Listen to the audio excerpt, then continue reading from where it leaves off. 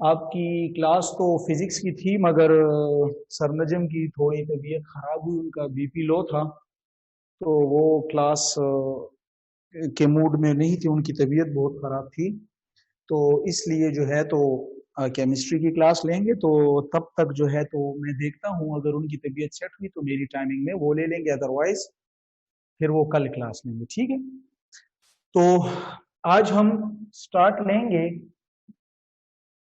Alkali metals कहते हैं। ठीक है, ग्रुप वन को हम अल्कली मेटल्स कहते हैं।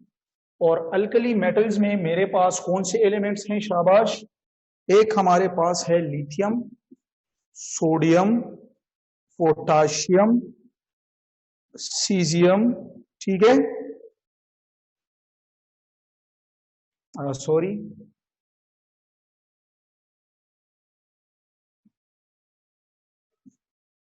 रुबिडियम, सीजियम और फ्रांशियम। ठीक है, ये एलिमेंट्स हमारे पास मौजूद हैं। इन एलिमेंट्स में जो जरूरी है तो वो ज्यादातर हमारे पास सोडियम के एलिमेंट के जो हैं तो वो हमारे पास।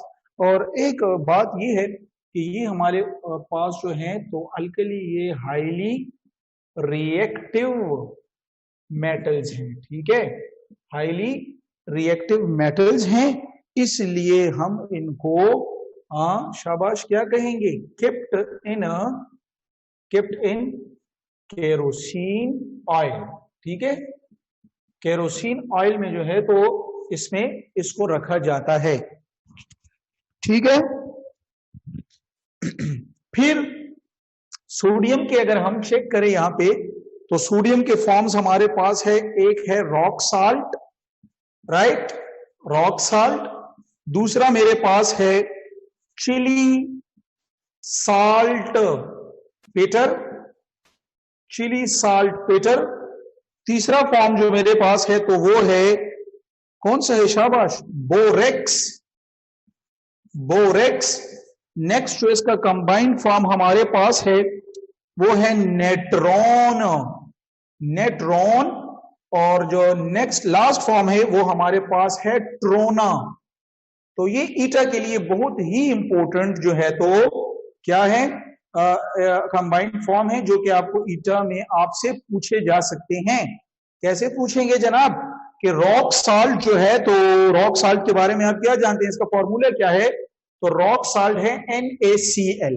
ठीक है, चिली साल्ट पेटर का अक्सर पूछा जाता है, तो ये है NaNO3। ये सारे MCQs के लिए बहुत जरूरी हैं कि सोडियम के कंबाइंड फॉर्म में रॉक साल्ट और चिली साल्ट पेटर जो है कौन सी है। इस तरह बोरेक्स के बारे में बहुत मर्तबा पूछा जा चुका है, और वो है Na2B4O7 डॉट, शाबाश, डॉट व्हाट, क्या हम लगाएंगे यहां पर? Na2B4O7 dot 10H2O।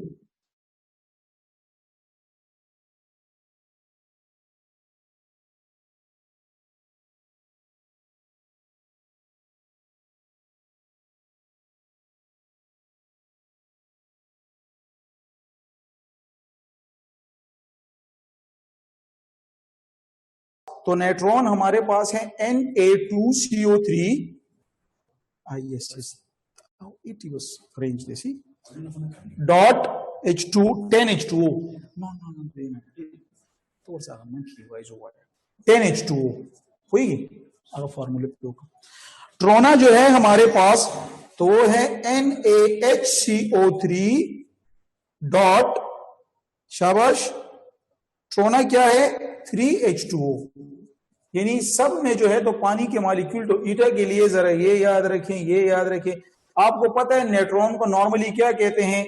इसको कहते हैं सोडियम डेकाहाइड्रेट, सोडियम कार्बोनेट और डेकाहाइड्रेट। ठीक है, और इसको कहते हैं सोडियम बाइकार्बोनेट, जिसको हम बेकिंग सोडा भी कहते हैं। ठीक है, खाने का जो सोडा होता है वो बाइकार्बोनेट होता है, और जो वॉशिंग सोडा होता है तो इसको हम क्या कहते हैं? Sodium carbonate. और फिर मैंने ये भी आपको बताया भी था, फिर भी बता दूंगा कि अगर ये इससे ये पानी उड़ जाए, ये एनहाइड्रस फॉर्म में चले जाए, Na2CO3 में चला जाए, तो फिर ईटा के लिए याद रखें, इनको सोडा ऐश कहा जाता है। इसको क्या कहा जाता है? Soda ash. तो we remember that whenever sodium carbonate or natron lost its 10 water molecule on providing heat, it become anhydrous, which is called Na, which is actually Na2CO3, and this is called soda ash. ठीक है, तो ये ईटा के लिए बहुत जरूरी है, sodium के लिए जो है तो आपको ये याद रखने चाहिए। ठीक है, इस तरह जब सोडियम के हम ये कंबाइंड फॉर्म पढ़ लें, ईटा में इंशाल्लाह एक इनसे आएगा rock salt, Chile salt, borax, natron और ट्रोना का, याद रखिए। नेक्स्ट इसमें जनाब हम आएंगे किसकी तरफ, शाबाश, नेक्स्ट इसमें हम किसकी तरफ आएंगे, नेक्स्ट इसमें हम आएंगे एटॉमिक प्रॉपर्टीज की तरफ। कौन सी प्रॉपर्टीज की तरफ, एटॉमिक प्रॉपर्टीज की तरफ। जब हम atomic properties of 1A, 1A तो आप जानते हैं ना, 1A क्या चीज है, शाबाश, अल्कली मेटल्स हैं। ठीक है, तो इनकी एटॉमिक प्रॉपर्टीज में हमारे पास कौन कौन सी हैं, शाबाश। एक इसमें एटॉमिक प्रॉपर्टी जो है वो हमारे पास है एटॉमिक साइज, यानी एटॉमिक रेडियाई भी इसको कहते हैं। ठीक है, एटॉमिक प्रॉपर्टी में दूसरा नंबर पे इसमें आता है आयोनाइजेशन एनर्जी। ठीक है, तीसरा नंबर इसमें हमारे पास आता है इलेक्ट्रोनेगेटिविटी, सही है, और चौथा मेरे पास आता है इलेक्ट्रोपॉजिटिविटी, पॉजिटिविटी। ठीक है ना, तो ये हमारे पास जो है तो चार जो है तो एटॉमिक प्रॉपर्टीज है। फिर उसके बाद फिजिकल प्रॉपर्टीज भी डिस्कस करेंगे, पहले एटॉमिक प्रॉपर्टीज को वन बाय वन डिस्कस करते हैं। तो सबसे पहले हमारे पास जो है तो वो हमारे पास क्या है, एटॉमिक रेडियस, ठीक है, या एटॉमिक साइज। तो अभी तो आप तमाम स्टूडेंट्स जानते हैं कि हम जब डाउन द ग्रुप जाते हैं तो, और अच्छा, इसके जो एटॉमिक रेडियस है तो उसे क्या कहा जाता है, कॉल्ड मेटालिक रेडियाई। क्योंकि आपको पता है ग्रुप 1 के एलिमेंट सारे मेटल्स हैं, तो इसलिए इसके एटॉमिक रेडियस को स्पेसिफिकली क्या कहा जाता है, मेटालिक रेडियाई। और फिर इसके लिए हम कहते हैं कि मेटालिक रेडियाई जो है, मेटालिक रेडियाई जो है क्या है, शाबाश बताएं, metallic radii is directly proportional to what, number of shells. ये तो आपको पता है ना कि नंबर ऑफ शेल्स है, तो इसलिए हम यहां पे स्टेटमेंट दे देंगे कि down the group metallic radii increases, down the group metallic radii what, increases. ठीक है, और वजह क्या होती है, जब डाउन द ग्रुप हम जाते हैं तो न्यू शेल की एडिशन होती है। दूसरी प्रॉपर्टी में हम डिस्कशन यहां पे करेंगे, शाबाश, किस पे डिस्कशन करेंगे, आयोनाइजेशन एनर्जी पे। दूसरे में हम डिस्कशन करेंगे किस पे, आयोनाइजेशन एनर्जी पे। आयोनाइजेशन एनर्जी भी आप लोग जानते हैं कि किसे कहते हैं, आयोनाइजेशन एनर्जी जब रिमूवल ऑफ इलेक्ट्रॉन हो वैलेंस इलेक्ट्रॉन से।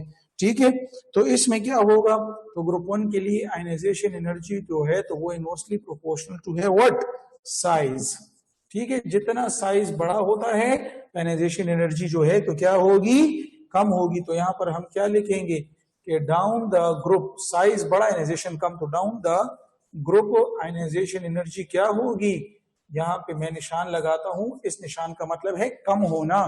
ठीक है, यानी डिक्रीज इसका मतलब है ज्यादा होना और इसका मतलब है कम होना। ठीक है, तो ये हमारे पास दूसरी जो है तो एटॉमिक प्रॉपर्टी आ गई।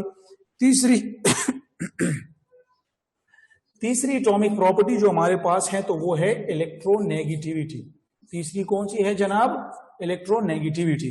तो इलेक्ट्रोनेगेटिविटी की तरफ जब आएंगे तो इलेक्ट्रोनेगेटिविटी में क्या होगा, शाबाश बताएं मुझे, इलेक्ट्रोनेगेटिविटी में क्या होगा। इलेक्ट्रोनेगेटिविटी भी जो है तो क्या होगी, वो भी साइज के इनवर्सली प्रोपोर्शनल है। ठीक है ना, तो हम क्या कहेंगे, इलेक्ट्रोनेगेटिविटी जो है तो इनवर्सली प्रोपोर्शनल टू साइज, तो वो भी क्या होगा, उसके साथ डाउन दी ग्रुप जो है तो वो क्या होगी, शाबाश, कम होगी। ठीक है, तो ये हमारे पास ये इलेक्ट्रोनेगेटिविटी। नेक्स्ट इसमें हमारे पास एक प्रॉपर्टी जो है जो चौथी नंबर पे है एटॉमिक प्रॉपर्टी, और वो है इलेक्ट्रोपॉजिटिविटी। एक क्या है, इलेक्ट्रोपॉजिटिविटी। ठीक है ना, तो इलेक्ट्रोपॉजिटिविटी के बारे में हम क्या कहेंगे, इलेक्ट्रोपॉजिटिविटी पे हम ये कहेंगे कि the ability of an atom to lose valence electron is called electropositivity.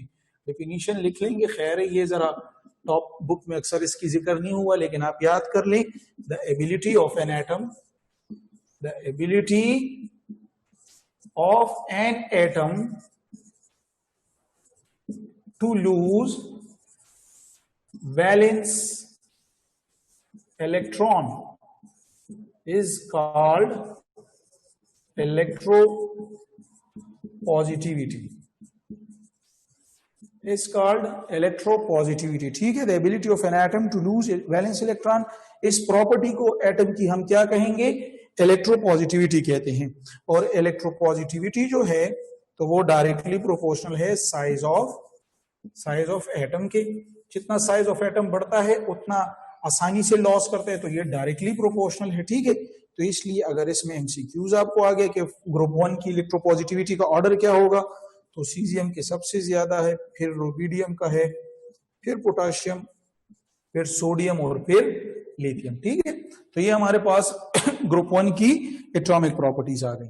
इसके बाद जनाब हम आएंगे किसकी तरफ, शाबाश, इसके बाद हमारी जो हेडिंग होगी वो होगी फिजिकल प्रॉपर्टीज। वो कौन सी होंगी, फिजिकल प्रॉपर्टीज। ठीक है या नहीं, तो फिजिकल प्रॉपर्टीज में हम क्या करेंगे जनाब, फिजिकल प्रॉपर्टीज में हम डिस्कस करेंगे मेल्टिंग पॉइंट और बॉइलिंग पॉइंट को। ठीक है, इसमें हम डिस्कस करते हैं मेल्टिंग पॉइंट और बॉइलिंग पॉइंट को। ठीक है, मेल्टिंग पॉइंट और बॉइलिंग पॉइंट को। इसके अलावा मेल्टिंग पॉइंट में हमारे पास क्या बात आ रही है, शाबाश, मेल्टिंग पॉइंट बॉइलिंग पॉइंट जो है तो ये बॉन्ड स्ट्रेंथ और साइज के साथ इसका कुछ ताल्लुक है। तो यहां पर मैं लिख लूंगा एक क्या है, शाबाश, साइज के साथ इसका कुछ डिपेंडेंसी, कुछ ताल्लुक है, और एक जगह पे है मेटालिक बॉन्ड स्ट्रेंथ। ठीक है, तो इनके साथ एक जोड़ यहां पे बन रहा है। तो इसलिए मैं क्या कहूंगा, शाबाश, साइज में अगर मैं कहूं मेल्टिंग पॉइंट बॉइलिंग पॉइंट का साइज में क्या होगा, तो हम कहते हैं कि size is inversely proportional to what, packing. ठीक है, तो जितना साइज बड़ा होगा उतनी पैकिंग कम होगी। यानी मैं आपको यहां पर इस पॉइंट पे समझाने के लिए यहां पे थोड़ी बातें करता हूं। ये देखें, ये अगर लिथियम है तो इसका साइज छोटा है, सोडियम है तो इसका साइज बड़ा है, और पोटाशियम है तो इसका साइज और बड़ा है। तो जितना साइज क्या होता है, कम होता है, उसकी पैकिंग जो होगी उतना इफिशिएंट होती है। अच्छा, पैकिंग उसमें ज्यादा होगी, और जब पैकिंग ज्यादा होती है तो इससे क्या होगा, शाबाश, पैकिंग ज्यादा होती है, पैकिंग का जो है डायरेक्ट प्रोपोर्शनल है मेल्टिंग पॉइंट के साथ। तो इसलिए आपको पता है कि इस सब में सबसे ज्यादा सख्त कौन सा है, तो वो हमारे पास जो हम जिसको कहते हैं कि मोर हार्डनेस जो है, वो ईटा में भी आएगा ना कि हार्डनेस। तो आप स्टूडेंट्स का कंसेप्ट कैसे होता है, आप कहते हैं कि सर नीचे हम जाते हैं तो मेटालिक करेक्टर ज्यादा होता है और मेटालिक बॉन्ड स्ट्रेंथ भी ज्यादा होगा। तो मेटालिक करेक्टर और मेटालिक स्ट्रेंथ दो अलग चीजें हैं, याद रखें। मेटालिक करेक्टर ज्यादा होता है लेकिन मेटालिक बॉन्ड स्ट्रेंथ जो होती है वो कम होती है, क्योंकि मेटालिक बॉन्ड स्ट्रेंथ का ताल्लुक पैकिंग के साथ है, और पैकिंग जो है तो वो ज्यादा है छोटे की। ठीक है ना, तो ये पॉइंट याद रखिए। और यहाँ पर अगर हम इस बात को डिस्कस करें मेटालिक बॉन्ड स्ट्रेंथ की, तो हम कहते हैं मेटालिक बॉन्ड स्ट्रेंथ जो होती है वो इनवर्सली प्रोपोर्शनल होती है किसके, मेटालिक करेक्टर के। सही है, तो इसलिए आपने ये भी पढ़ा होगा कहीं बुक्स में कि जितना हम नीचे डाउन द ग्रुप जाते हैं मेटालिक करेक्टर ज्यादा होता है लेकिन मेटालिक बॉन्ड स्ट्रेंथ कम होता है। एक ये बात है। फिर अक्सर इस पॉइंट पे स्टूडेंट और नॉलेज मांगते हैं, तो इसके लिए ये पैकिंग वाला जो है तो बेहतरीन शॉर्टकट है जो आपको कॉन्सेप्ट के डेवलपमेंट में हेल्प करेगा। और आप कहेंगे कि डाउन द ग्रुप जब हम जाते हैं, मेरी बात फिर गौर से सुने, कि डाउन द ग्रुप हम जाते हैं मेटालिक करेक्टर ज्यादा होता है मगर मेटालिक बॉन्ड स्ट्रेंथ कम होता है। क्यों?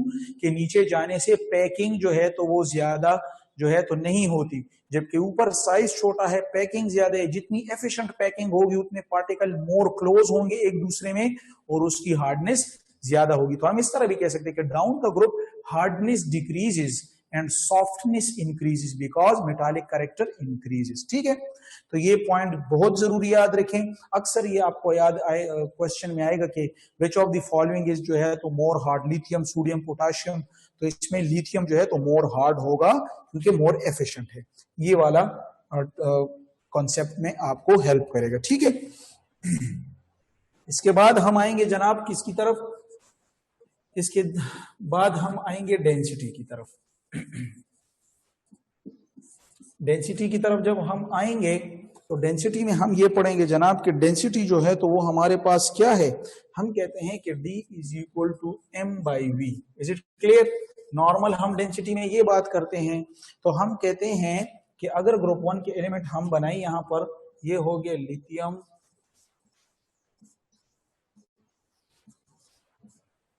ये हमारे पास जी ग्रुप 1 है, ठीक है। तो ग्रुप 1 में फिर अगर हम इसको स्टडी करें तो ये जी हमारे पास, ये देखें, ये हमारे पास हालात आ रहे हैं किसके, ये हालात किसके आ रहे हैं जी, ये साइज के। तो फिर तमाम स्टूडेंट कहते हैं कि जी देखें ना सर, यहाँ पर जो है तो वॉल्यूम जो है तो कम है। जब वॉल्यूम कम है तो फिर क्या होगी, यहाँ पर डेंसिटी ज्यादा होगी। ये कॉन्सेप्ट लोग अक्सर फॉलो करते हैं, तो ये बात यहाँ पर गलत है, ठीक है।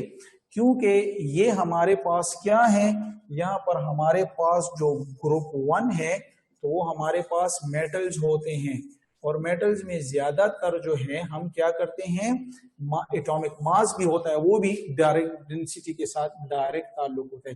तो इसलिए हम कहते हैं कि यहाँ पर जो एटॉमिक मास होता है, एटॉमिक मास का जो फैक्टर होता है वो क्या होता है, वो डोमिनेंट होता है, वो डोमिनेंट होता है किसके, ओवर वॉल्यूम। तो ये पॉइंट अपने साथ याद रखें कि एटॉमिक मास का जो फैक्टर होता है वो वॉल्यूम पर क्या होता है, डोमिनेंट होता है।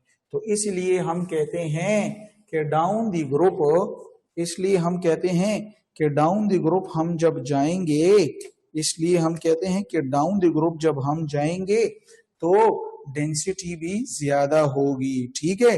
तो इसलिए हम कहते हैं डाउन दी ग्रुप जो डेंसिटी होती है तो वो ज्यादा होती है। ये ईटा के लिए बहुत इंपॉर्टेंट पॉइंट है, ठीक है।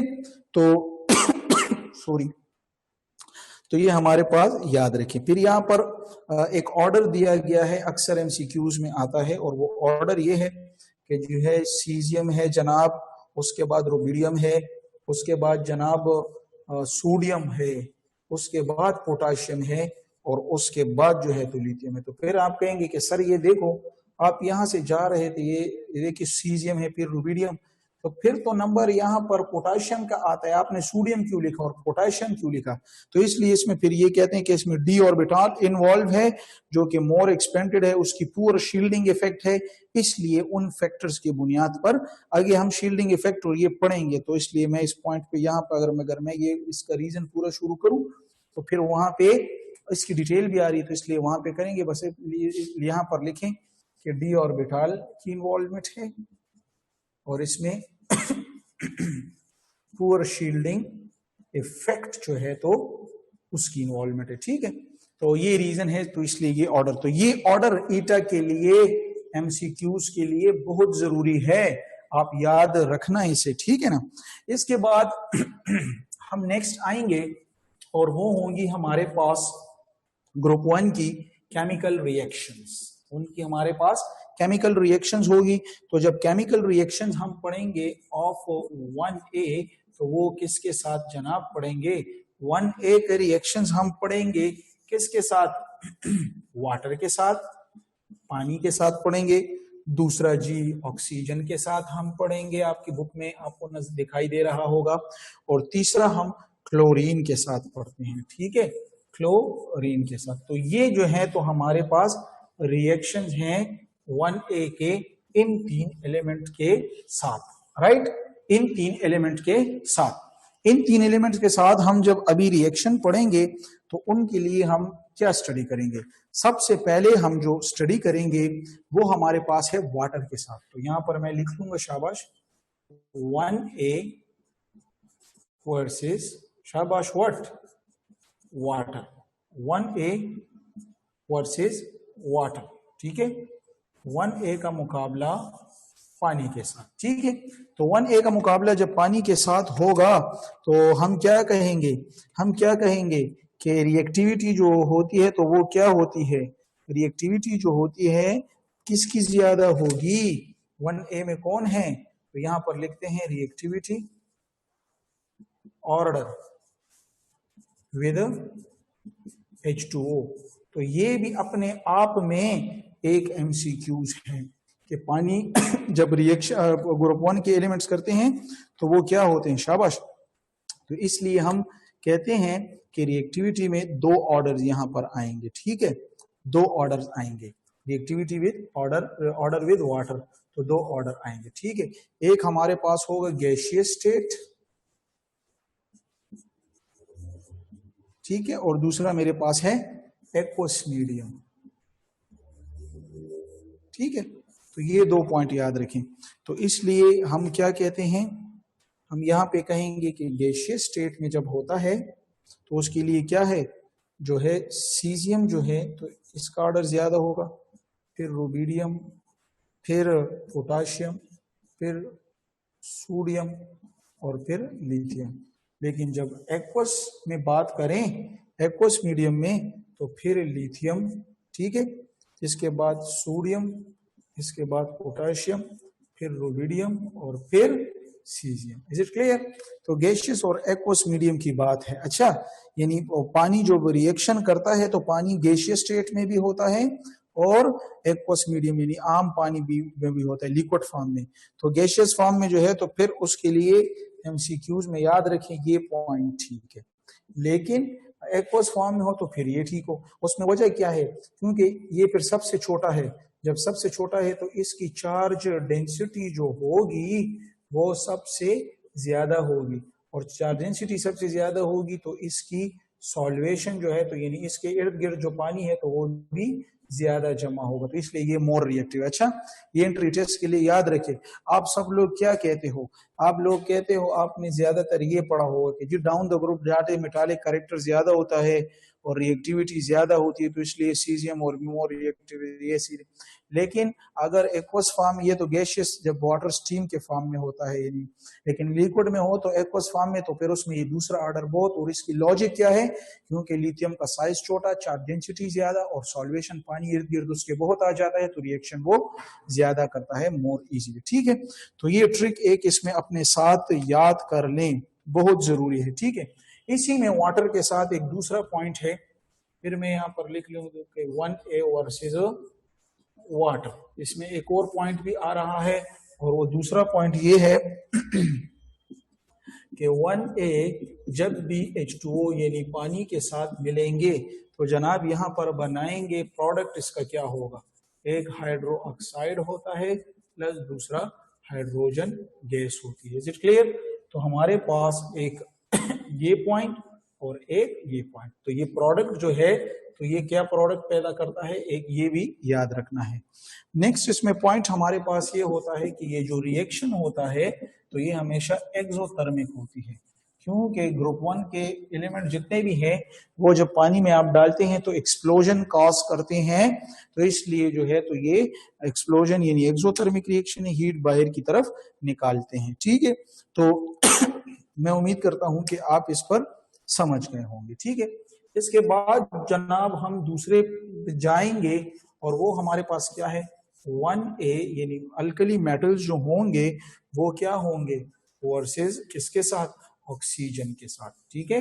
ऑक्सीजन के साथ इनकी रिएक्टिविटी यानी रिएक्शंस पढ़ेंगे, और जब ऑक्सीजन के साथ रिएक्शन करेंगे तो फिर वही बात है कि रिएक्टिविटी ऑफ 1A ऑक्सीजन, तो मेटालिक कैरेक्टर जितना ज्यादा होगा उतना ज्यादा होगा, तो यहाँ पर रिएक्टिविटी ऑर्डर पढ़ते हैं ऑक्सीजन के पास, reactivity order of 1A with O2, ठीक है, विद O2। जब O2 के पास होगा तो ये MCQs बहुत जरूरी है, बहुत ही जरूरी है। तो कौन सा होगा, तो इसके लिए शॉर्टकट आप याद रखें, शाबाश। शॉर्टकट क्या होगा आपके पास, आप लिखें कि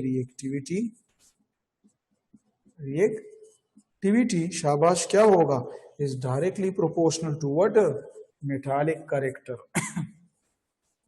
मेटालिक कैरेक्टर, ठीक है ना। तो ये अपने साथ पॉइंट जो है तो आप इसके लिए याद रख लें।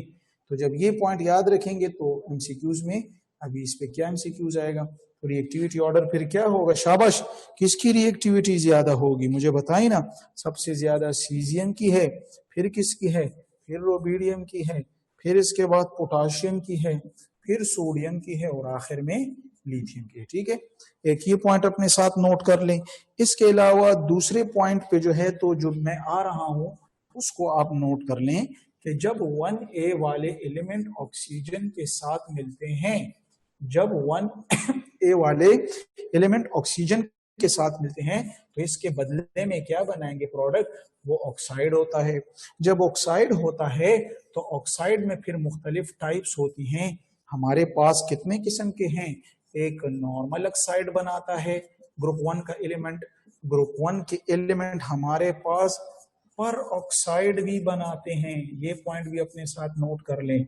और तीसरा पॉइंट ये भी नोट कर लें कि ये सुपर ऑक्साइड भी बनाते हैं। ठीक है या नहीं, तो ये एक मैं आपको जनरल बात बताऊं, वो जनरल ये है कि नॉर्मल ऑक्साइड में क्या होगा, किस फॉर्म में होगा, M2O याद रखें। ठीक है, पर ऑक्साइड में क्या याद रखें, M2O2 याद रखें, और सुपर ऑक्साइड में क्या याद रखें, MO2 याद रखें। ठीक है, तो ये हमारे पास तीन किस्म के जो हैं तो ऑक्साइड्स मिलते हैं 1A का ऑक्सीजन के साथ।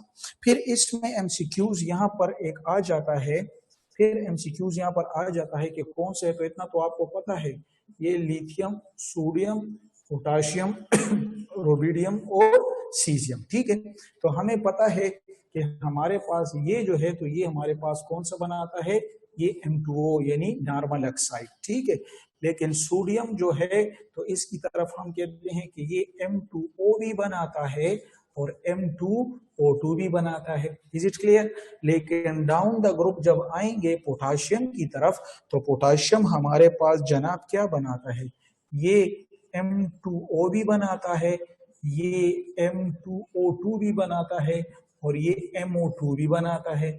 लेकिन हम अगर इससे नीचे यहाँ पे आ जाएं तो ये वाले जो हैं तो हमारे पास क्या बनाते हैं, सिर्फ और सिर्फ MO2 बनाते हैं। ठीक है, तो इस बुनियाद पर यहाँ पर मेरे साथ अभी एक MCQs आ रहा है। MCQs ये है कि मैं अगर डाउन दी ग्रुप जाऊं, मैं अगर डाउन दी ग्रुप 1A जाऊं, ठीक है ना, डाउन दी ग्रुप, तो कौन सा जो है तो वो स्टेबल होगा डाउन दी ग्रुप तो क्या होगी, डाउन द ग्रुप जाऊं तो यहाँ पे क्या होगी, स्टेबिलिटी ऑफ कौन सा, स्टेबिलिटी ऑफ एक लिखता हूं, कौन सा, चलो मैं इस तरह लिखता हूं, इस तरह लिख लूंगा, स्टेबिलिटी ऑफ पहला कौन सा है, नॉर्मल ऑक्साइड था, M2O था, और आखिरी कौन सा है, MO2 था। तो नीचे जाता हूं तो फिर तो नॉर्मल ऑक्साइड नहीं होते, सुपर ऑक्साइड, तो इसलिए down the group stability of ये जो नॉर्मल ऑक्साइड है तो ये क्या होती है, ये डिक्रीज होती है, ये ईटा में आता है। Down the group, if we move in the group 1A, the oxide formation, the M2O form जो है या नॉर्मल ऑक्साइड जो स्टेबिलिटी है वो डिक्रीज होती है, लेकिन MO2 टाइप जो होती है तो वो क्या होती है, इंक्रीज होती है, क्योंकि वो नीचे जाने से ये आसानी के साथ बना सकता है। ये एक ईटा के लिए बहुत ही ज्यादा इंपॉर्टेंट क्वेश्चन है। ठीक है, इस तरह इसके अलावा जो है तो क्या होता है, शाबाश, स्टेबिलिटी ऑफ अगर MO2 कहें, M2O2 कहें सॉरी, तो स्टेबिलिटी ऑफ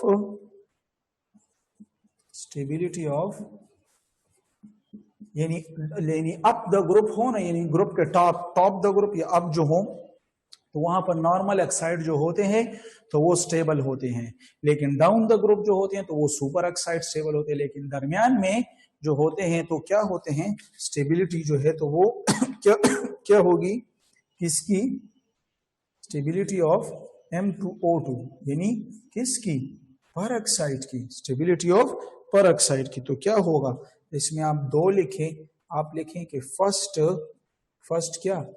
इंक्रीजेस, क्योंकि यहां पर आता है तो स्टेबिलिटी जो है तो यहाँ पे ज्यादा, यहाँ पे, लेकिन फिर डाउन द ग्रुप जब जाते हैं तो सेकेंडली यानी आखिर में फिर क्या होता है, डिक्रीजेस। ठीक है, तो ये आपके साथ पर ऑक्साइड की भी स्टेबिलिटी और अनस्टेबिलिटी की बात हो गई, ठीक है ना। तो मैं उम्मीद करता हूं कि आप इन बातों को समझ चुके हैं, ठीक है ना। ठीक है, फिर इसमें एक और एमसीक्यूज मैं आपको यहां पर करवा दूंगा इसी के साथ। जरूरी एमसीक्यूज में समझता हूं कि जरूरी है ईटा के लिए, और वो क्वेश्चन यानी वो एमसीक्यूज ये है कि विच oxide is more reactive, which oxide is more या मोर कंसंट्रेशन ऑफ ऑक्सीजन, ये कह देंगे, ठीक है। तो इसका जो आंसर आपके पास ऑप्शन होंगे ए M2O, B M2O2, C MO2 या all have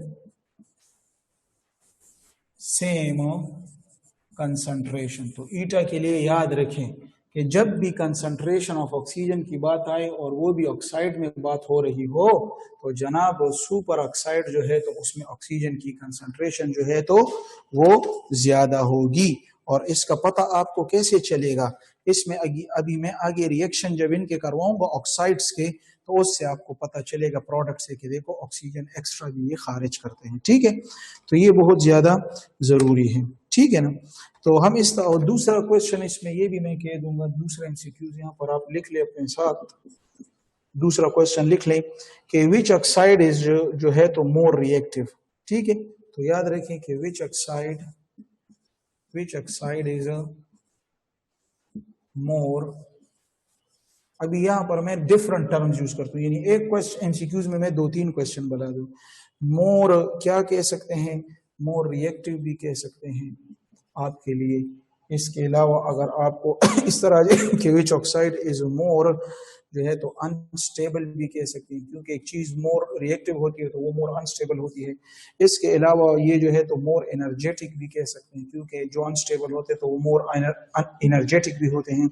तो इसका जवाब जो है जनाब, तो आप जवाब इसमें क्या देंगे, कौन सा है, MO2, ठीक है ना। सुपर ऑक्साइड जो है तो वो मोर अनस्टेबल है, मोर एनर्जेटिक है, मोर रिएक्टिव है, मोर कंसंट्रेशन है। ये 4 किस्म के एमसीक्यूज जो है तो आपको अक्सर यहां से अगर देना चाहे तो ईटा वाले आपको दे सकते हैं, ठीक है। ठीक है, अभी मैं यहाँ पर एक और एमसीक्यूज इसके साथ करता हूं, और मैं यहाँ पर क्वेश्चन लिखता हूं कि एक्सोथर्मिक ऑर्डर बताएं, एक्सोथर्मिक ऑर्डर बताएं ऑफ 1A ऑक्साइड, यानी 1A ऑक्साइड का एक्सोथर्मिक ऑर्डर बताएं। शाबाश, तो मुझे खुद बताएं शाबाश कौन सी ज्यादा एनर्जी, तो ये तो मोर एनर्जेटिक है, तो यहाँ पर MO2 जो है तो ये ज्यादा एक्सोथर्मिक हीट को रिलीज करेगा। फिर M2O2 बाकायदा ये एक्सपेरिमेंटली वो है, ठीक है। और ये M2O क्योंकि ज्यादा एनर्जी है इसलिए ज्यादा एनर्जी भी ये खारिज करेगा, ठीक है। और इसके अलावा जो है अगर मैं इसी तरह एक और एमसीक्यूज बनाऊं, एमसीक्यूज तो खुद बनाए, अगर यहाँ पर आ जाए कि रिएक्टिविटी ऑर्डर बताओ, तो वो भी आपको पता है सुपर ऑक्साइड से ज्यादा है। तो रिएक्टिविटी ऑर्डर ऑफ 1A शाबाश ऑक्साइड, तो 1A ऑक्साइड का कौन सा है, कौन से रिएक्टिविटी ऑर्डर, ठीक है, ठीक है। तो ये भी आप जानते हैं किसका ठीक है, MO2 जो है ज्यादा है, फिर M2O2 जो है, और फिर जो है तो M2O जो है, ठीक है। तो ये आपके पास ऑक्साइड्स जो है तो ग्रुप 1 के तीनों ऑक्साइड बनाते हैं, और इनकी reactivity, unstability, energetic, concentration, exothermic, ये सारी बातें जो है तो डाउन द ग्रुप आते हैं। तो कौन सा ज्यादा कौन सा कम, ये सारी बातें आपने सीख ली हैं, ठीक है, क्लियर है, वेरी गुड। तो मैं उम्मीद करता हूं कि आप इनको समझ चुके हैं। इस तरह अभी हम इनके रिएक्शन करवाएंगे ऑक्साइड का, ठीक है। तो जब रिएक्शन करवाएंगे यानी कौन कौन से ऑक्साइड पैदा होते हैं, तो याद रखें कि जब भी हम लिथियम को उठाते हैं ना, लिथियम को, और उसको एयर के साथ मिलाते हैं, एयर, तो एयर तो आपको पता है कि एयर में 2 चीजें हैं हमारे पास। एयर में हमारे पास कौन सा है, एक ऑक्सीजन है और एक नाइट्रोजन है।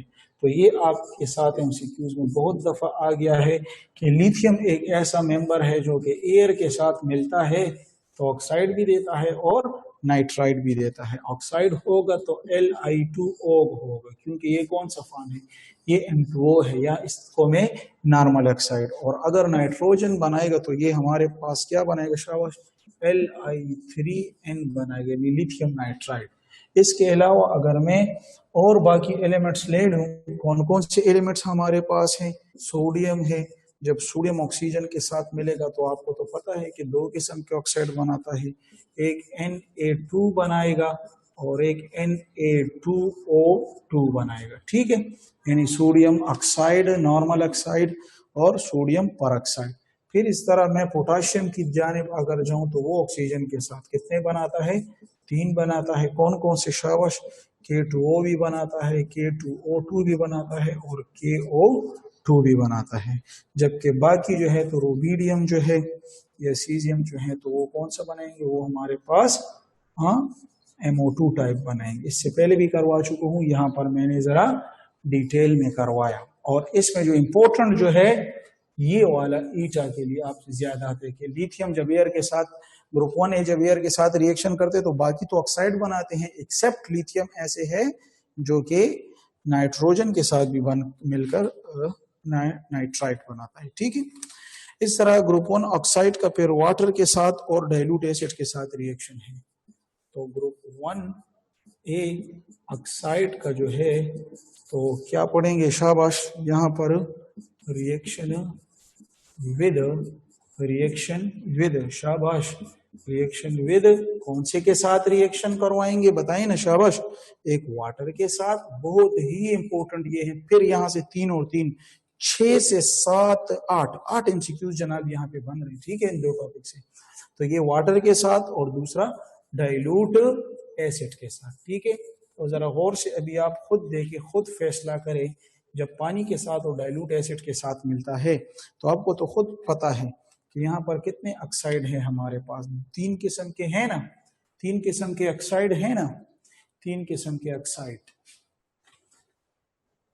3 किस्म के ऑक्साइड हैं जनाब मेरे पास। कौन कौन से शाबाश बताएं, पहले कौन सा है, पहले M2O है, फिर M2O2 है और फिर MO2 है, यानी नॉर्मल ऑक्साइड, पर ऑक्साइड और सुपर ऑक्साइड, ठीक है। तो किसके साथ मिलते हैं, ये वाटर के साथ मिलते हैं, यहाँ भी वाटर के साथ मिलेंगे और यहाँ भी वाटर के साथ।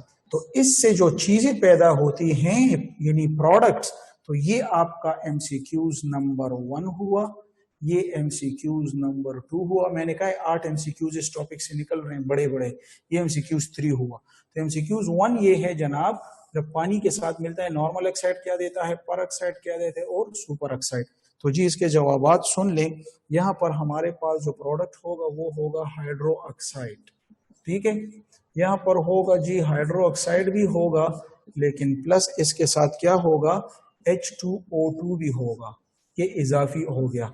लेकिन तीसरा जो है तो वो हमारे पास क्या होगा, वो हाइड्रो ऑक्साइड भी होगा, वो H2O2 भी होगा और इसके साथ साथ एक्स्ट्रा O2 भी होगा।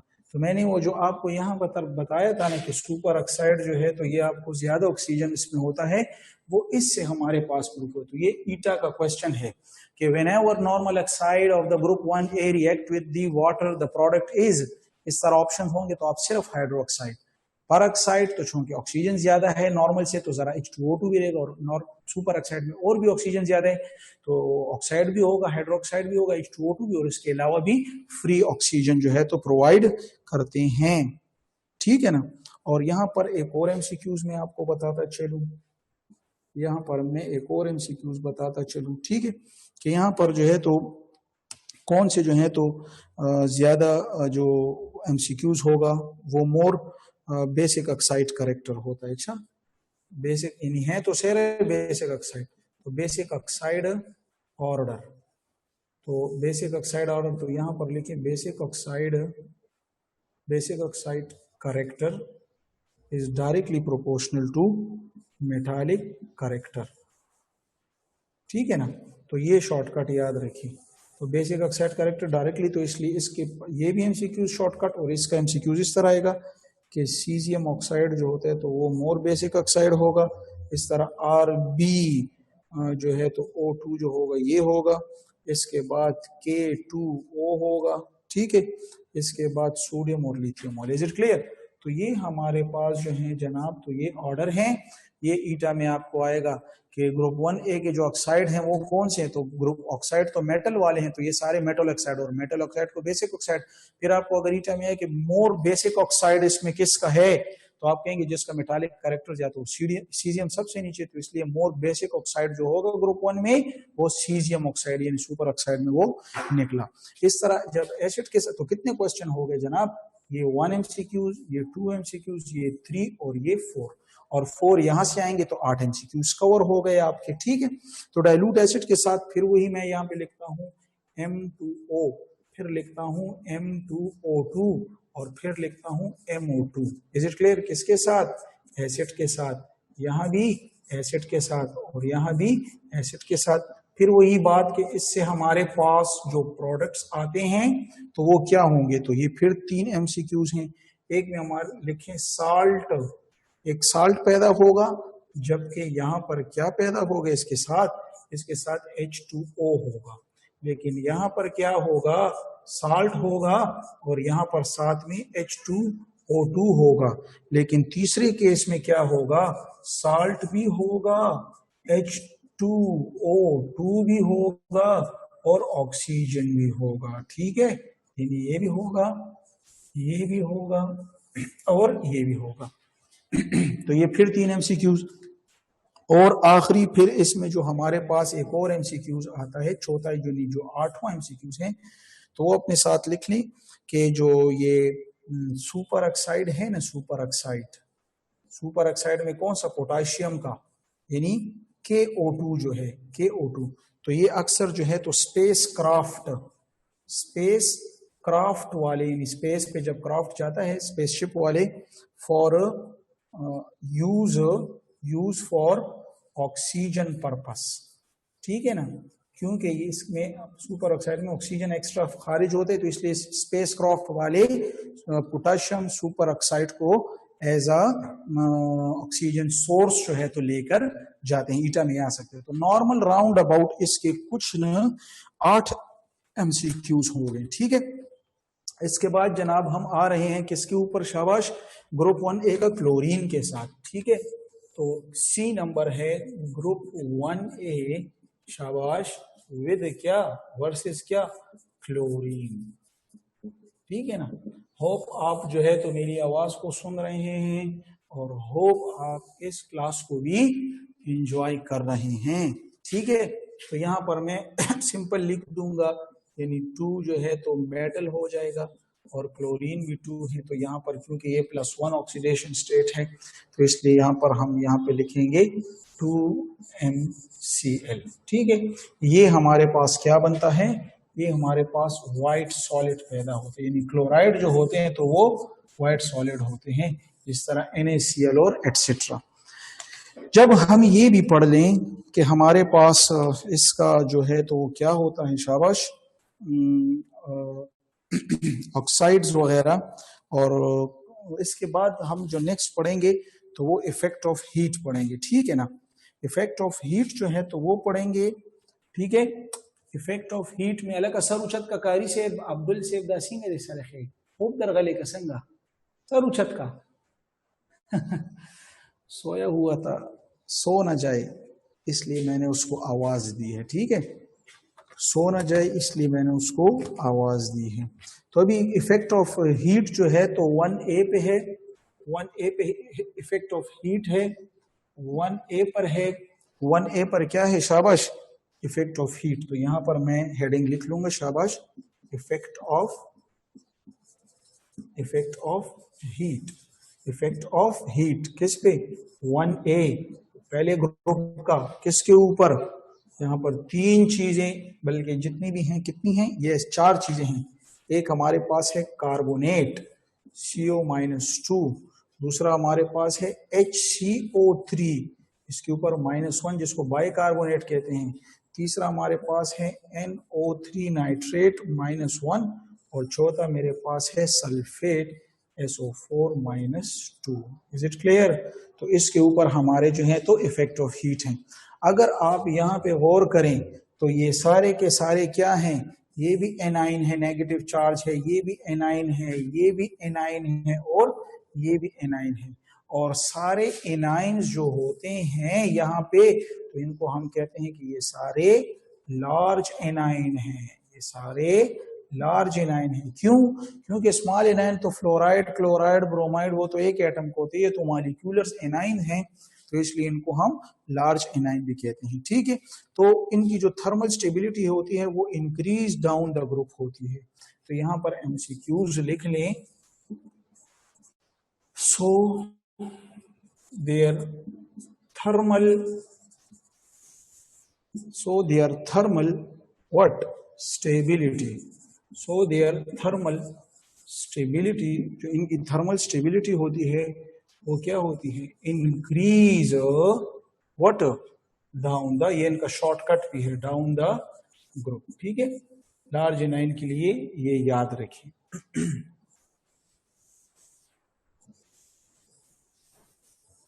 ठीक है ना, तो ये पॉइंट अपने साथ याद रखें। तो अभी अगर इनके ऑर्डर्स में आपको करवाता चलूं, अगर मैं इनका ऑर्डर करवाता चलूं तो वो सारे एमसीक्यूज में आएंगे। ठीक है, तो पहला एमसीक्यूज में कार्बोनेट का कर लूंगा, तो कार्बोनेट में कौन सा आएगा, शाबाश, कार्बोनेट में क्या आएगा, शाबाश बताएं, कार्बोनेट का क्या है, CS व्हाट, CO3, तो इसका जो है तो थर्मल स्टेबिलिटी सबसे ज्यादा है। ठीक है ना, थर्मल स्टेबिलिटी, ये असल में ये जो है तो ये फजान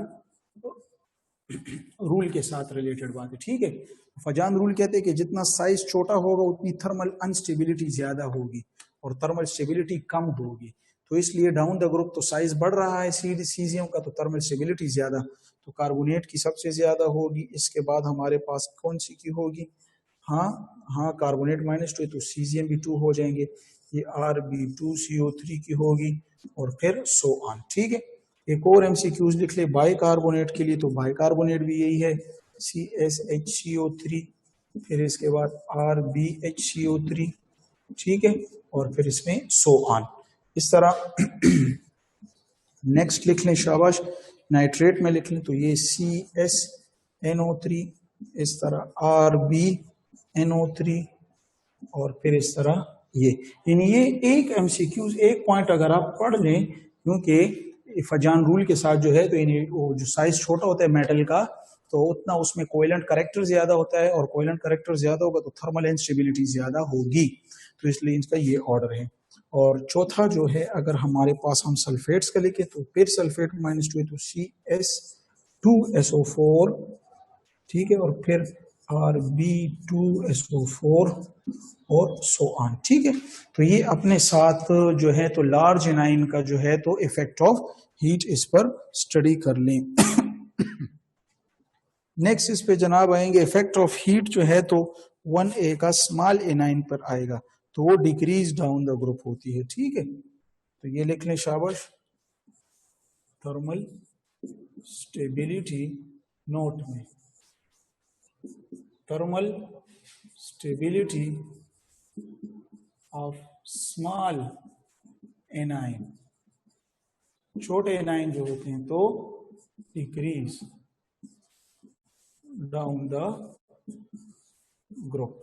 ठीक है, डिक्रीज डाउन द ग्रुप। तो यहाँ पर मैं एक एमसीक्यूज आपको करवा लूँ, तो स्मॉल एनाइन में यहाँ पर कौन सा ले लूँ, मैं यहाँ पर क्लोराइड ले लूंगा, तो इसके लिए एमसीक्यूज क्या होगा, यानी स्टेबिलिटी ऑर्डर, तो स्टेबिलिटी ऑर्डर फिर ऊपर वाले की यानी सबसे ज्यादा होगी, तो लिहाजा मैं क्या कहूंगा, lithium chloride is more stable. ठीक है, और फिर सोडियम क्लोराइड, फिर पोटेशियम क्लोराइड और सो ऑन। ठीक है, तो ये अपने साथ आप एक एमसीक्यूज में पॉइंट को नोट कर लें।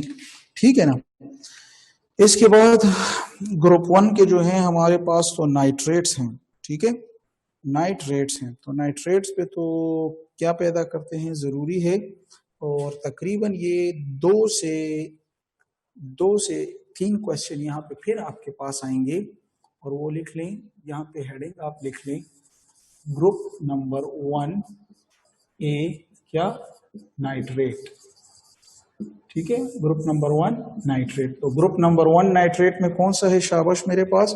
एक हमारे पास है लिथियम नाइट्रेट LiNO3, दूसरा है NaNO3। आपको तो पता है नाइट्रेट NO3 पर -1 चार्ज है, सोडियम पर ग्रुप 1 पे +1 चार्ज है। ठीक है, तो फिर इसके बाद आप कर लें शाबाश KNO3 कर लें, इसके बाद आप RbNO3 कर लें, इसके बाद सीजियम नाइट्रेट कर ले। ये सारे नाइट्रेट हैं। तो ये आपका एक MCQs में यहां पर आपको देता चलूं कि लिथियम जो है तो ये क्या होते हैं, यहाँ पर ये प्रोडक्ट कौन सा देते हैं। तो ये प्रोडक्ट जो हमें देते हैं तो वो है Li क्या 2O। ठीक है, और ये भी हमारे पास लार्ज एनाइन है। ठीक है ना, तो लार्ज एनाइन है तो ज्यादा ये अनस्टेबल होंगे तो प्रोडक्ट 3 देते हैं। कौन कौन सा? Li2O, एक होगा NO2, बुक में लिखा है ब्राउन फ्यूम्स, ये मेटल ऑक्साइड है, और एक हमारे पास ऑक्सीजन देते हैं। लेकिन चौके डाउन द ग्रुप में आते हूं तो थर्मल स्टेबिलिटी जो है तो वो जरा बढ़ती है। तो इसलिए इनके जो प्रोडक्ट होंगे तो वो अगर मैं हर एक के लिए सामने लिखूं तो जरा टाइम लगे, लेकिन चले मैं लिख लूंगा हर एक के लिए। यहां पर क्या होगा शाबाश, पहले में अभी क्या होगा NaNO2, इसको कहते हैं नाइट्राइट, सॉरी इसको कहते हैं नाइट्राइट। NO2 को नाइट्राइट कहते हैं ग्रुप, और प्लस इसके साथ क्या कहते हैं ऑक्सीजन। इस तरह यहां भी नाइट्राइट नाइट्राइट नाइट्राइट और ऑक्सीजन। तो ये मेरे पास जनाब एक और MCQs आ गया है कि ग्रुप 1 के नाइट्रेट जब टूटते हैं तो लिथियम नाइट्रेट मोर थर्मली अनस्टेबल है, साइज छोटा है, बड़ा एनाइन है, इसलिए थर्मल अनस्टेबिलिटी ज्यादा है। तो ये बहुत डिकम्पोज होकर कितने प्रोडक्ट देगा? यहाँ पर जनाब हमारे पास 3 प्रोडक्ट होते हैं, जबकि बाकी में हमारे पास 2 प्रोडक्ट होते हैं। 3 प्रोडक्ट कौन कौन से हैं? ब्राउन फ्यूम्स NO2 के होते हैं। ये ईटा में जरा आता है, ये जरा डिस्टिंग्विशिंग है कि नाइट्रेट किस प्रोडक्ट में टूटता है। तो लिथियम का सिर्फ वही अनस्टेबिलिटी वाले रीजन पे आप कह सकते हैं लार्ज एनाइन तो ज्यादा टूटे, जबकि और थर्मली स्टेबल होते तो 2 प्रोडक्ट नाइट्राइट और ऑक्सीजन में टूटते हैं। ठीक है, तो ये बहुत ज्यादा जो है तो जरूरी था। इसके बाद जो हमारे पास है तो वो है कार्बोनेट। ठीक है, तो कार्बोनेट जो है तो फिर यहाँ पे हम लिखेंगे, आसान है, बहुत ही आसान है। ग्रुप 1A के क्या कार्बोनेट। तो कार्बोनेट जो होते हैं तो फिर वही बात, अगर मैंने आपको कहा है इससे पहले कार्बोनेट क्या है CO3-2 है या नहीं, और CO3-2 तो ये क्या है लार्ज एनाइन हुआ है या नहीं। लार्ज एनाइन जो होता है तो जो लिथियम का होता है, लिथियम का Li2CO3, तो ये जो होता है तो मोर थर्मली अनस्टेबल होता है। तो ये किस में टूट जाता है? ये ब्रेक हो जाता है Li2O में और प्लस कार्बन डाइऑक्साइड गैस में। लेकिन इसके बगैर जो रेस्ट ऑफ द एलिमेंट है यानी अदर्स, तो अदर्स के लिए आप लिखें कि डू नॉट डिकम्पोज बिकॉज वो थर्मली क्या होंगे डाउन द ग्रुप, तो थर्मली क्या होंगे थर्मली स्टेबल होते हैं लार्ज एनाइन की वजह। अगर स्मॉल केटायन होता तो फिर ये उल्टी बात होती। ठीक है, तो यहाँ पे भी जो है तो आप कार्बोनेट के पॉइंट को भी समझ चुके हैं। ठीक है, उसके अलावा जो है हमारे पास दूसरा जो पॉइंट है तो वो हाइड्रोजन यानी बाइकार्बोनेट है। दूसरा क्या है? दूसरा हमारे पास ग्रुप 1 के क्या है शाबाश बाइकार्बोनेट है। और बाइकार्बोनेट का फार्मूला जल्दी से मुझे बताएं शाबाश क्या है? तमाम स्टूडेंट कहेंगे जी ये लें HCO3, और HCO3 का जो चार्ज है तो वो -1, ये भी लार्ज एनाइन में आता है। तो ये जब टूटता है यानी 2x HCO3 जब टूटता है तो ये ईटा में आएगा। तो ये ईटा में क्या देता है? हम कहते हैं कि ये मेटल कार्बोनेट देंगे, प्लस कार्बन डाइऑक्साइड देते हैं और प्लस H2O देते हैं। तो यहाँ पर जो हमारे पास प्रोडक्ट थे कार्बोनेट के वो 2 थे, मेटल ऑक्साइड और कार्बन डाइऑक्साइड। लेकिन कार्बोनेट में कितने प्रोडक्ट्स हैं शाबाश? कार्बोनेट होता है कार्बन डाइऑक्साइड और साथ में एक्स्ट्रा वाटर भी। तो ये भी जी MCQs के लिए बहुत जरूरी है और ये भी MCQs के लिए बहुत जरूरी है। और इसके साथ जब हम ये पॉइंट पढ़ लें तो इसी के साथ अभी हम एक और MCQs इसी के साथ जल्दी से करते हैं, और वो ये कि हम कहते हैं कि थर्मल स्टेबिलिटी जो होती है, थर्मल स्टेबिलिटी जो होती है वो किसकी ज्यादा होगी जनाब? ग्रुप 1A का जो है तो वो क्या होगी? ज्यादा होती है किससे? ग्रुप 2A से। एक ही एमसीक्यूज भी आपको बहुत ज्यादा आ जाता है, ठीक है। तो ये हमारे पास जो है तो ग्रुप 1A के साथ टॉपिक था और ग्रुप 1A को हमने इख्तिताम पर पहुंचाया, ठीक है। तो इंशाल्लाह कल जो है तो इसका हम जो है तो आसान है, कल इसमें हम 2 ग्रुप पढ़ेंगे और 2 के साथ साथ जो है तो 4 वाला पढ़ेंगे, ठीक है ना। तो इंशाल्लाह फिर कल हम उसके बारे में पढ़ेंगे। तो उम्मीद करता हूं कि आज आप स्टूडेंट ने क्लास को जो है तो एंजॉय किया होगा, ठीक है। और अभी जो है तो उम्मे ऐमन ने सब